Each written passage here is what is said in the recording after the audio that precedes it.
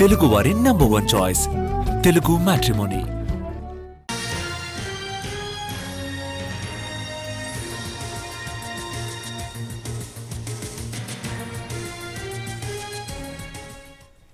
పసిడి మరోసారి పరుగుబెట్టింది. ఆకాశమే హద్దుగా స్పీడ్ పెంచింది. గోల్డ్ రేట్ 1,00,000 వైపు దూసుకెళ్తోంది.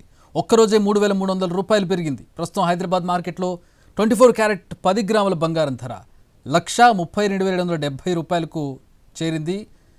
మేలిమి బంగారమే కాదు, 22 క్యారెట్ గోల్డ్ కూడా ఆ స్థాయిలోనే పెరిగింది. 22 క్యారెట్ల గోల్డ్ 10 గ్రాముల గోల్డ్ 3,050 రూపాయలు పెరిగి 1,21,700 రూపాయలు పలుకుతోంది.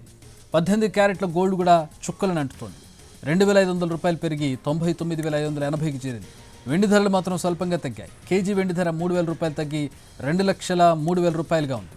రైట్, మార్కెట్ అనలిస్ట్ నరసింహమూర్తి గారు జాయిన్ అవుతున్నారు. పెరుగుతున్న గోల్డ్ రేట్లకు సంబంధించి మాట్లాడదాం. నరసింహమూర్తి గారు, దాదాపు 1,00,000కి చేరువలో ఉంది. ఇంతకుముందు 1,00,000 రూపాయలు తాకుతుందని అంటే ఒక 2-3 నెలల క్రితం మాట్లాడుకున్నటువంటి మాట. ఈరోజు 1,00,000, రేపు 2,00,000 కూడా అవ్వచ్చు. ఏంటి, ఎట్లా అనలైజ్ చేస్తారు? దీనికి అంతు పొంతు లేదా, ఇక తగ్గదా, పెరగడమేనా? నమస్కారం అండి. బేసిక్ గా ఇది గ్లోబల్ ఫ్యాక్టర్స్ మీద డిపెండ్ అయి ఉందండి. మన పెరగటము తగ్గటం అని మన చేతి ఇప్పుడు ఎవరి చేతుల్లో లేదు. ఎందుకంటే ఉక్రెయిన్ వార్ స్టార్ట్ అయిన తర్వాత ఈ పెరుగుదల అనేది రిజిస్టర్ అవుతూ పోయింది. ఎప్పుడైతే రష్యా వాళ్ళ ఫారిన్ రిజర్వ్స్ ని, తర్వాత రష్యా వాళ్ళ గోల్డ్ రిజర్వ్స్ ని మొత్తం అంతా ఫ్రీజ్ చేశారో, శాంక్షన్స్ పెట్టారో, అప్పటి నుంచి అమెరికన్ సిస్టమ్ మీద నమ్మకం పోయింది. ఈ గ్లోబల్ సిస్టమ్ మీద నమ్మకం పోయింది.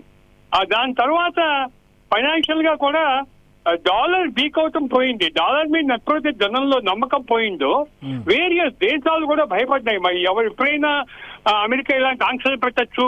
అండ్ కంటిన్యూస్ గా ట్రంప్ వచ్చిన తర్వాత ఇంకా ఈ విధానాల వల్ల డాలర్ మీద నమ్మకం పోవడంతో ఆల్టర్నేట్ రిసోర్సెస్ అని ఆలోచిస్తూ మొదలుపెట్టేప్పటికీ అందరూ కూడా గోల్డ్ రిజర్వ్స్ లో ఇన్వెస్ట్ చేయడం మొదలుపెట్టారు.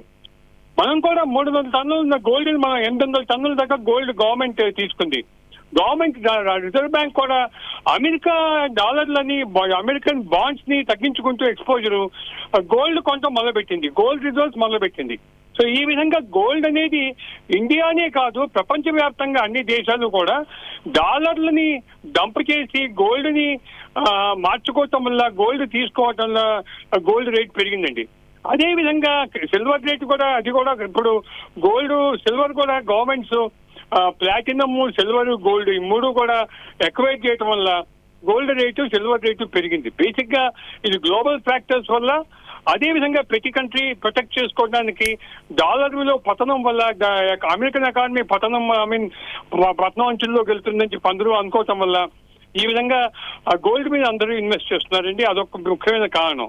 రెండో కారణం, ఎప్పుడైతే గోల్డ్ పోతుందో, ఎక్కువ అవుతుందో, స్టాక్ మార్కెట్స్ లో కూడా గోల్డ్ ఈటీఎఫ్ లో ఇన్వెస్ట్ చేయడం మొదలుపెట్టారు. గోల్డ్ రేట్ పెరుగుతుందని చెప్పి exchange traded fund, gold traded fund లో కూడా ఇన్వెస్ట్ చేయడం మొదలుపెట్టారు. అదేవిధంగా సిల్వర్ ఈటీఎఫ్ లో కూడా కొనడం మొదలుపెట్టారు. సిల్వర్ అవైలబిలిటీ కొంచెం కష్టంగా ఉందని చెప్పి దాని మీద కొంత సెబీ వాళ్ళు రిస్ట్రిక్షన్స్ పెట్టారు ఇప్పుడు. సో ఈ విధంగా ఏమవుతుందంటే గోల్డ్ కి, సిల్వర్ కి కూడా రేట్లు పెరగడానికి కారణం గ్లోబల్ గా స్ట్రాటజిక్ ఫ్యాక్టర్స్, గ్లోబల్ ఫ్యాక్టర్స్ అని చెప్పొచ్చు. All right, thanks for the analysis sir.